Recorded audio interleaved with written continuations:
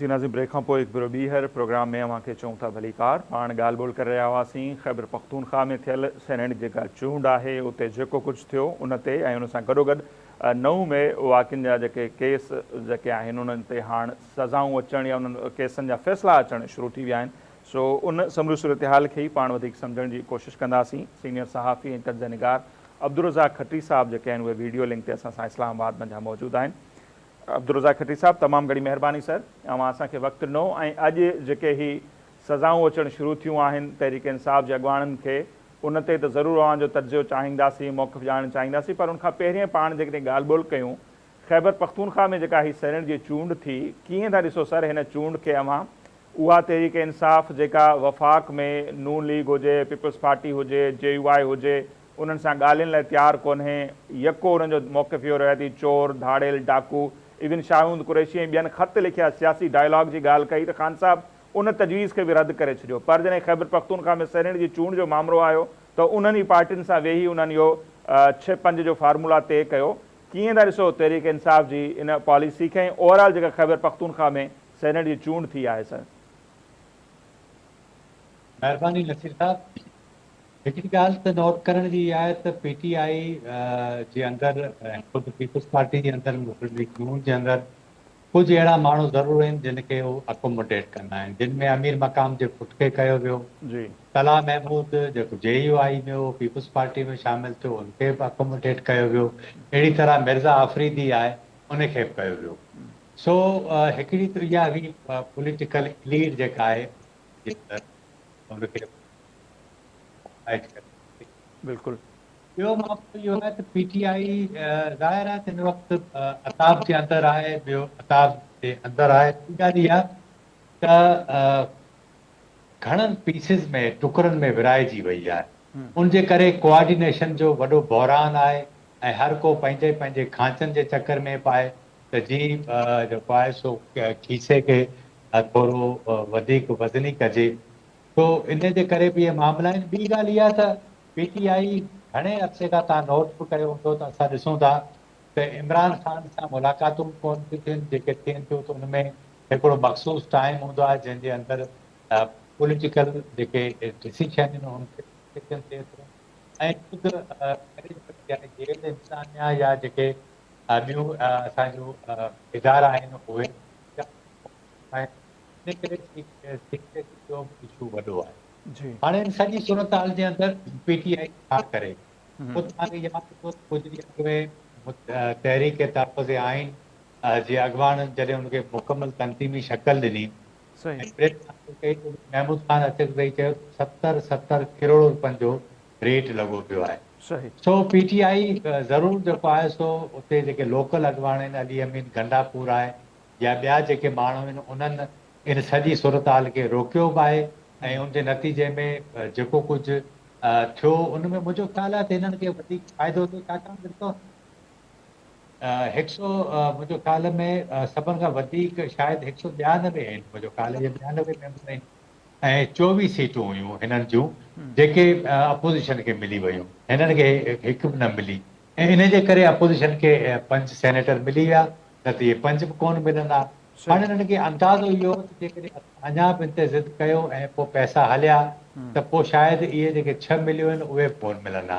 सही। ऐं ॿियो हिननि खे इहो आहे त मुराद सईद खे मुमकिन आहे किथां को रिलीफ मिले, पर उनजा चांस घणा घटि नज़र अचनि था ऐं मूंखे लॻे ईअं थो त शायदि हिननि इहा सीट ज़ाया इन सेंस में कई आहे त मुराद सईद या त जेल में वञण लाइ तयारु थिए, जेल में वञे थो, केसिस हलंदा, पोइ प्रोडक्शन आर्डर जारी थियनि था नथा थियनि ऐं सेनेट चेयरमैन इहो कमु करे थो नथो करे, छाकाणि त उन जूं पंहिंजूं मजबूरियूं आहिनि, मजबूरी। हुकूमत जा उहे इतादी आहिनि ऐं हिन वक़्तु जेको आहे सो नूरे नज़र बि आहिनि इस्टेब्लिशमेंट जा। सो इहे सभु मामला हुया जंहिंजे करे ही कोशिशि इहे कनि था त मुराद सईद खे को रिलीफ मिले, पर मूंखे लॻे नथो त मुराद सईद खे को फौरी रिलीफ मिले। मुमकिन आहे त को अहिड़ी सूरत हाल पैदा थिए या को बैकडोर ते इन क़िस्म जी का अहिड़ी ॻाल्हि ॿोल थी हुजे, पर हिन वक़्त ताईं जेका सूरत हाल नज़र अचे थी सही। उनजा कागज़ मंज़ूर थियण, ताईद करण वारा मिली विया, तजवीज़ करण वारा मिली विया, बिल्कुलु। इहे सभु ॻाल्हियूं थियूं। सो हिन में कुझु बहरहाल शक जी गुंजाइश असांखे हिन में रखणु घुरिजे ऐं मुमकिन आहे त ईंदड़ ॾींहंनि में शायदि सूरत हाल अञा बहितर थियणु वञे। इन करे त इहो मुसलसल मीडिया ते ऐं सोशल मीडिया ते इहा डिस्कशन हले थी त तमामु घणी ॻाल्हि थी चुकी आहे। हाणे हिनखे अव्हां केतिरो दीवार सां लॻाईंदो, सही छाकाणि त जेतिरो दीवार सां लॻाईंदो हिकिड़ी हमदर्दी जेका आहे उनजे वोटर्स जी उहा वधे थी। मीडिया जेको उनजो सदाईं मुखालिफ़ रहियो PTI जो हिकिड़ो धामी हुयो, जेको मुखालिफ़ हुयो उन वटि बि उनजे लाइ हिकिड़ो सॉफ्ट कार्नर पैदा थियो आहे। सो असां ॾिसूं इहो था त शायदि ईंदड़ ॾींहंनि में किथे को थोरो घणो को रिलीफ मिले। पर अॼु जेको फ़ैसिलो आयो आहे अपोज़िशन लीडर खे सज़ा वारो, त मुमकिन आहे त अहिड़ी सूरत हाल न हुजे। शयूं बहरहाल मिक्स ज़रूरु आहिनि, कोई ईअं नथा चई सघूं को पाण चऊं त फौरी तौर ते शयूं बहितर बि थी वयूं आहिनि या ख़राब थी वयूं।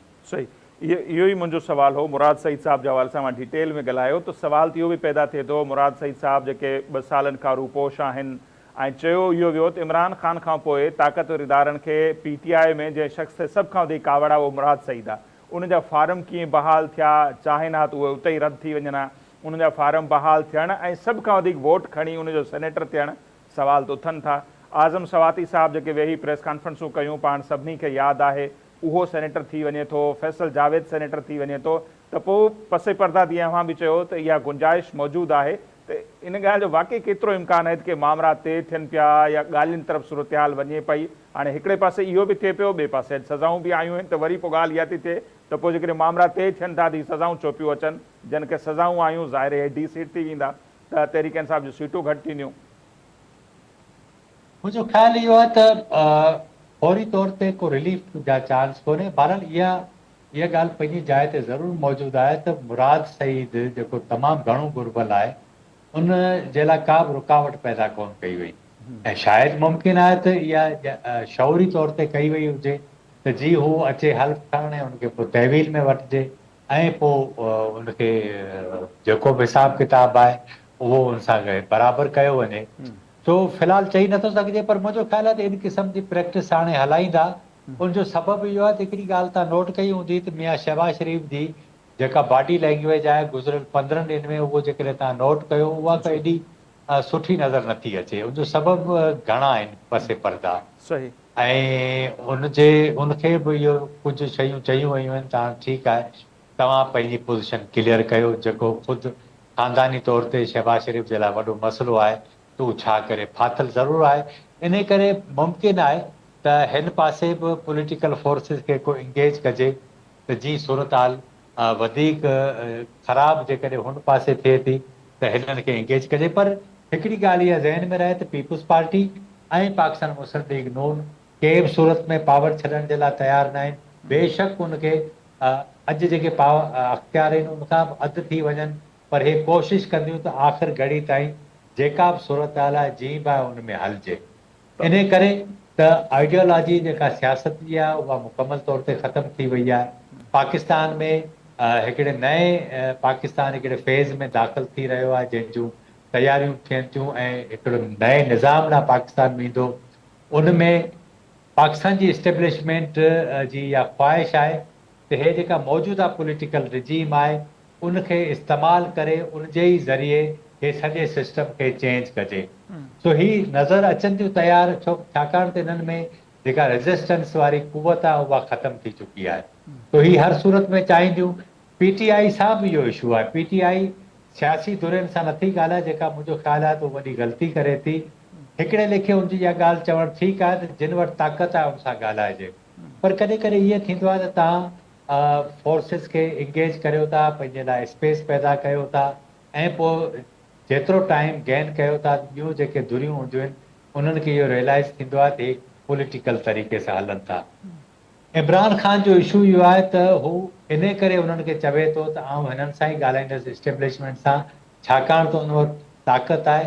पर ॿिए पासे उनजो जेको सोशल मीडिया ब्रिगेड आहे उहो मुसलसल उनखे निशानो पियो ठाहे पाकिस्तान जी इस्टेब्लिशमेंट खे, सही, जंहिंजे करे मामला सिधा नथा थियनि।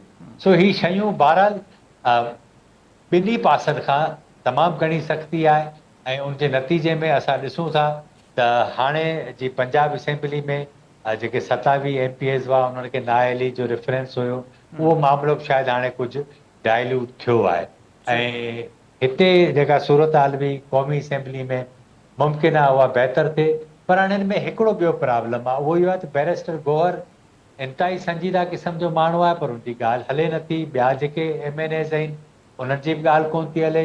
इमरान ख़ान या उनजी भेण अलीमा ख़ान उहे तमामु घणा हार्ड लाइनर आहिनि। सही ऐं पाकिस्तान में हिन वक़्तु जेका सूरत हाल आहे उनमें मुंहिंजो ख़्यालु आहे त हार्ड लाइन वारी जेका लाइन आहे इहा एॾी जल्दी कामयाबु कोन थींदी, छाकाणि त PTI 3-4 भेरा जेके तहरीकूं हलायूं आहिनि उहे तहरीकूं कामयाबु कोन थी सघियूं आहिनि, छाकाणि त रियासत उनखे पंहिंजी भरपूर ताक़त सां सफ़ा चिथे छॾियो आहे। PTI बुनियादी तौर ते जेकॾहिं पुरअमन जदोजहद करे आहे, हर ज़िले में एहतजाज करे आहे, बुख हड़तालूं करे आहे, सॼे पाकिस्तान में करे आहे, त शायदि उनजो इम्पैक्ट अञा वधीक पवे आहे, हिकिड़ो मोमेंटम ठहे आहे। पर हे छाकाणि छा था कनि त पहिरीं जदोजहद खे आख़िरी जदोजहद सम्झी फ़ैसिला कुन शक्ल में हलाइनि था ऐं नतीजे में रियासत पंहिंजा समूरा वसीला इस्तेमालु करे उन्हनि खे चिथे छॾे थी, जंहिंजे करे 5-6 महीना उहे पोइ ते धिकजी था वञनि। हाणे बुशरा बीबी बि कोन्हे, अलीमा ख़ान उमिरि जे हिसे में आहे, उहो जेकॾहिं फ़र्ज़ु करियो मुज़ाहिरे जी या इन्हनि धरणनि जी क़यादत करे थी त केतिरो सस्टेन करे सघंदी, सही उनजो अञा ताईं किथे का डिस्कशन नथी हले। तो इहा बहरहाल PTI जे अंदरि घणियूं शयूं आहिनि जेके कंफ्यूज़ कनि थियूं ऐं शयूं घणियूं क्लियर बि न आहिनि। सही। त जीअं मां तहरीक जी ॻाल्हि कई सर, हाणे बि त इहो पियो थिए, हिकिड़े पासे अॼु सज़ाऊं आयूं आहिनि ऐं जेका अॼु ख़बर आई आहे त लाहौर में 5 अगस्त ते जलसे जी बि इजाज़त तलब कई आहे तहरीक इंसाफ़, ऐं इहे दावाऊं अवां बि ॿुधियूं हूंदियूं, असां बि ॿुधियूं आहिनि त 5 अगस्त ताईं ख़ान साहब जी ख़्वाहिश आहे त तहरीक उरूज ते पहुचे। अॻु वारनि तहरीकनि त को नतीजो कोन ॾिनो। ही 5 अगस्त वारी तहरीक पाण पहिरीं बि ॻाल्हायोसीं, उनखे कीअं पिया ॾिसो, जलसो वग़ैरह थींदो? ऐं गॾोगॾु मां इहो बि चाहींदुसि तव्हां पंहिंजी राय ॾियो त कुझु माण्हुनि खे त अॼु सज़ाऊं आयूं आहिनि, कुझु जा फ़ैसिला महफ़ूज़ थिया आहिनि, जंहिंमें डॉक्टर यास्मीन राशिद बि आहे, शाह महमूद कुरैशी साहब बि आहे, उमर सरफराज चीमा साहब बि आहे, महमूद रशीद साहब बि आहिनि। ही हिकिड़ी डिघी लिस्ट आहे। जेकॾहिं इन्हनि खे वाक़ई सज़ाऊं अचनि थियूं, एॾे तादाद माण्हू डीसीट थियनि था, त पोइ इहा सूरत हाल किथे दंग कंदी सर? मुंहिंजो ख़्यालु आहे 5 अगस्त ताईं घणनि खे सज़ाऊं अची वेंदियूं, जेके बक़ौल तव्हांजे त फ़ैसिला महफ़ूज़ आहिनि उहे फ़ैसिला ॿुधाए छॾींदा। पर हाणे यास्मीन राशिद ऑलरेडी जेल में पियल आहे, शाह महमूद जेल में आहे, तो उन्हनि ते को फ़र्क़ु कोन पवंदो, छाकाणि त उन्हनि खे अंदाज़ो आहे त जेसि ताईं इस्टेब्लिशमेंट सां मामला सिधा नथा थियनि तेसि ताईं त जेल में ई रहणो आहे, या प्रेस कॉन्फ्रेंस कजे। त पोइ हाणे पाण सिंधी में चवंदा आहिनि त विची ते अची रोज़ो हाणे विछा टोड़ींदा। सही माई 70 सालनि खां वॾी ॼमाइजी आहे, ख़ुदि शाह महमूद बि near about in E range में आहे, पर उनजे बावजूदि ई जेल में पिया आहिनि। इहा तमामु घणी वॾी ॻाल्हि आहे। सो ही हिकिड़ी ॻाल्हि अव्हांखे ज़हन में रहे त अली अमीन गंडापुर ख़ुदि पाकिस्तान पीपुल्स पार्टी जे अंदरि, मुस्लिम लीग नून जे अंदरि या PTI जे अंदरि शौरी तौर ते सियासी जमातूं कुझु इन क़िस्म जा माण्हू रखंदियूं आहिनि, लीडर रखंदियूं आहिनि, जिन खे मेन उहिदा बि ॾींदियूं आहिनि, त जीअं हू इस्टेब्लिशमेंट सां राब्ते जो हिकिड़ो बहितर क़िस्म जो ज़रियो थियनि। सही अहिड़ा माण्हू पाकिस्तान पीपुल्स पार्टी वटि बि आहिनि, पाकिस्तान मुस्लिम लीग वटि आहिनि, PTI वटि आहिनि। अली अमीन उन्हनि मां हिकु आहे। सही ऐं इहो ई जीअं मूं पाण शुरू में ॻाल्हि कईसीं त 5 ऐं 6 वारो जेको सेनेट जो फार्मूला हो, उहो बि उन्हनि जेको आहे उनमें कामयाबी सां पूरो कयो, छाकाणि त शायदि पोइ जेकॾहिं इहो न थिया त पोइ पैसा बि हलाए हिन खे शायदि 6 सीटूं बि न मिलंदा। सही सो अली अमीन कोशिशि कंदो, पर हाणे सवालु इहो आहे त लाहौर में डिप्टी कमिश्नर जेका दरख़्वास्त जमा थी आहे, जलसे जी इजाज़त ॾे बि थो या न, छाकाणि त हिकु त बरसातूं आहिनि, 25-26 ताईं त ऑलरेडी प्रिडिक्शन आहे, उनखां पोइ नई प्रिडिक्शन थी वञे त पोइ मुमकिन आहे त इहो वॾो मसइलो थी वञे, छाकाणि त लाहौर में एतिरी बरसाति पई आहे जो उनजो सॼो ढांचो तमामु घणो मुतासिर थियो आहे। सही 50-15 माण्हू ईंदा, पंजाब में फसल ॿुॾा पिया आहिनि, तमामु घणी सूरत हाल ख़राबु आहे। सो ही मूंखे लॻे ईअं थो त अल्टीमेटली हिननि खे शायदि एक्सटेंड करणी पवे इहा डेट।